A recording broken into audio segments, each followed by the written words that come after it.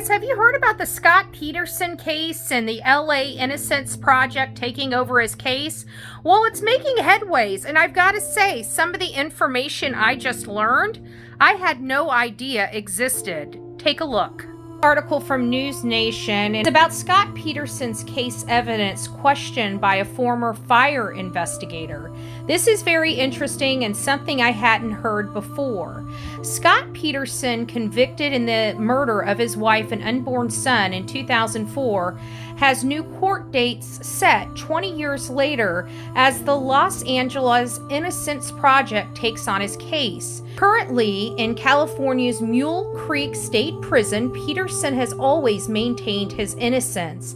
A judge has now allowed his case to move forward, with LA Innocent Project lawyers saying there's new evidence proving his client's innocence. The evidence includes a burglary that took place right across the street around the time Laci Peterson vanished on Christmas Eve 2002, as well as a van fire that happened Christmas Day just 1 mile from the Petersons' home in Modesto.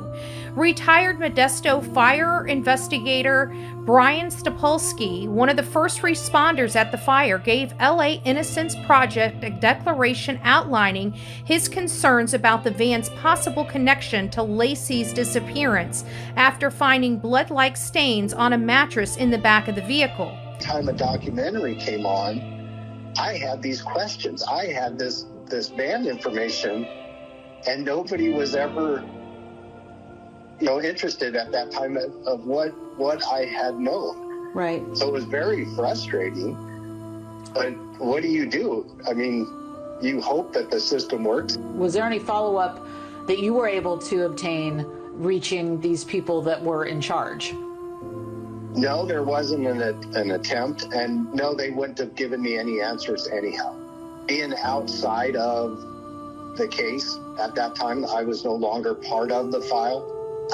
When I stopped working for the city of Modesto, I was no longer able to get any information on it. After testing the mattress for blood, Spitulski got a positive result, he told News Nation.